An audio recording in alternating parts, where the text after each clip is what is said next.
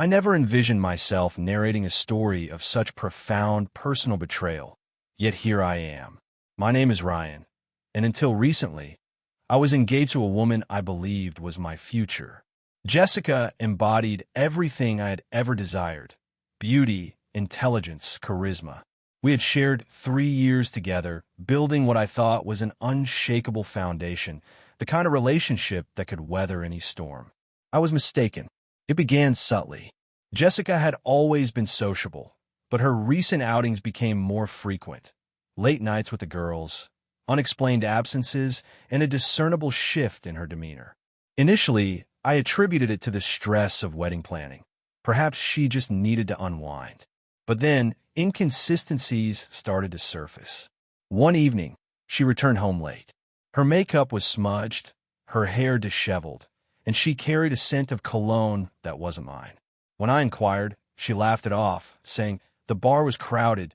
People bump into each other, babe. Relax." I tried to. I truly did, but an unsettling feeling lingered. Then came the bruises. A few weeks later, as she prepared for bed, I noticed a dark mark on her inner thigh. "Jess," I said, striving for a casual tone, "what happened there?" She glanced down, blinked, then shrugged. "Oh, some drunk guy knocked into me at the club. I hit the edge of a table," she chuckled, but her fingers fidgeted with the hem of her shirt. Jessica was a terrible liar. I didn't press further, just nodded, but from that moment, I became more observant. What I discovered shattered my world. It was a Friday night. Jessica had gone out again, citing another girls' night.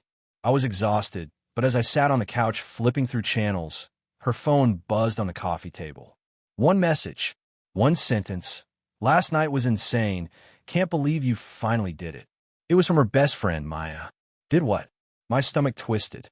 I wasn't inclined to snoop, but my instinct screamed that something was amiss. Jessica's phone was locked, but I had seen her enter the code countless times. My hands trembled as I tapped in the numbers. The messages loaded. I wish they hadn't. Maya, "Girl, you were wild. 3 guys in one night." Jessica, "I know, finally crossed it off my list." Maya, "And Ryan has no idea?" Jessica, "Nope. He'd freak, but what he doesn't know won't hurt him." My vision blurred. My fiancée, the woman I was about to marry, had been leading a double life. It wasn't just a one-time lapse. Scrolling up, I unearthed months of messages, pictures, plans. She and Maya weren't merely partying. They were orchestrating encounters, sneaking around behind my back. I had been nothing but a fool.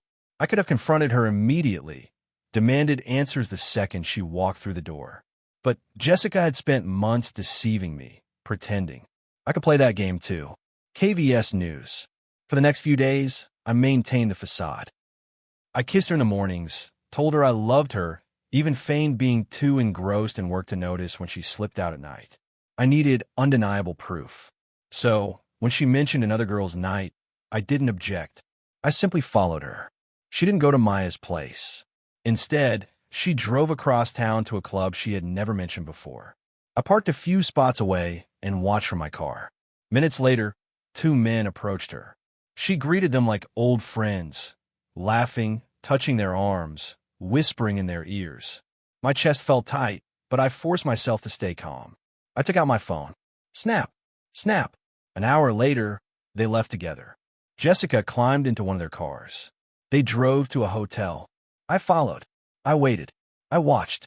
When I saw her step out of the car, smiling up at the man beside her, then slip her hand into his as they disappeared through the hotel entrance. That was it.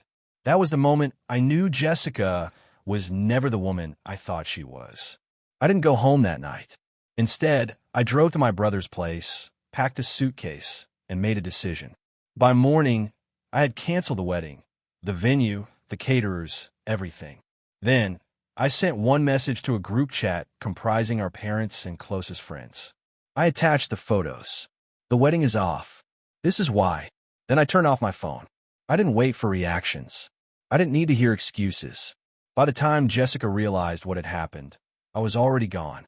She called, she texted, she begged. I ignored her. The messages transitioned from desperate apologies to angry accusations.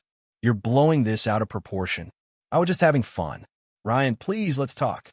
But there was nothing to say. I moved to a new city, started over, focused on myself. As for Jessica, last I heard, her life had unraveled. Her parents cut her off, her so-called friends abandoned her, and the men she had thrown herself had never stuck around. I never responded to a single message, never looked back, because in the end, she made her choice and I made mine.